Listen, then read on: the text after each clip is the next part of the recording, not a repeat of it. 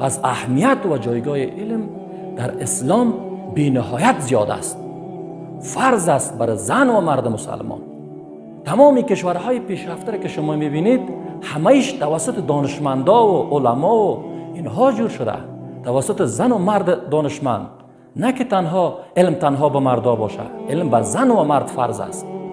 الله سبحانه و تعالی در قرآن کریم به صراحت به ما و شما میفرماید اعوذ بالله من الشیطان الرجیم هل یستوی الذین یعلمون والذین لا یعلمون؟ آیا کسانی که میدانند و کسانی که نمیدانند یکسان است؟ کلا، هرگز یکسان نیست. کسی که میداند به تقوا میرسه، به پرهیزگاری میرسه، به کامیابی میرسه، به سعادت میرسه. کسی که نمیداند به طرف بدبختی روان هست، به طرف هلاکت روان میشه. کسی که نداند علم را. پس برای زن و مرد مسلمان علم فرض است، نه مباح.